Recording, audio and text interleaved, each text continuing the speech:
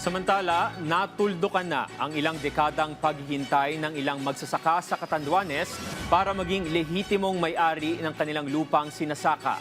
Ito ay matapos ibigay ng Department of Agrarian Reform ang kanilang land titles na sinabayan pa ng pagbura ng kanilang pagkakautang. Si Rosie Nieva ng Radyo Pilipinas Virac sa sentro ng balita. Matapos ang mahigit 3 dekadang paghihintay, tuluyan ang natupad ang pangarap ng ilang magsasaka dito sa Catanduanes na maging kanila ang lupang matagal na nilang sinasaka. Sa kabila ng hirap ng pamumuhay, hindi sila nawala ng pag-asa na darating ang araw na kikilalanin ng pamahalaan ang kanilang karapatan sa lupa sa pamamagitan ng titulo.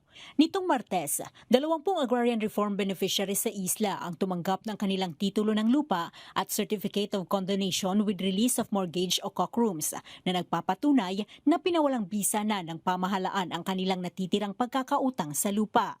Bukod sa malaking ginhawa at kapanatagan, may pabaon pang iba't ibang farm support services ang pamahalaan sa mga agrarian reform beneficiary. Pasalamat ako sa atong Department of Secretary na igtaon niyan nga yung duty na hanyang kaiba ang satuyang Pangulo na si Ferdinand Marcos Jr. Salamat ako sa DAR, kay PBM, Bongbong Marcos. Sa loob ng 30 anyos, nakaputan ko na ang sakurang titulo. Maraming salamat po.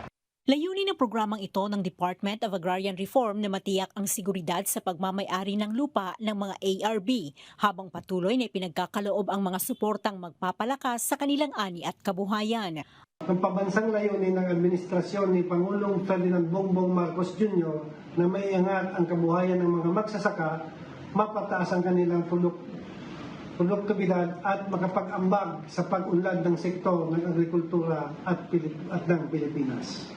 Ang 20 benepisyaryo mula sa Catanduanes ay bahagi ng mahigit 5,000 ARBs mula sa iba pang lalawigan sa Bicol Region na nakatanggap din ng iba't ibang serbisyo at suporta sa ilalim ng programa ng DAR.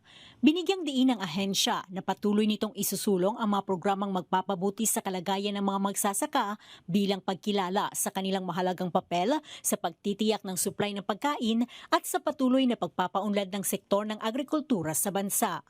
Mula rito sa Catanduanes para sa Integrated State Media, Rosie Nieva ng Radyo Pilipinas, Radyo Publiko.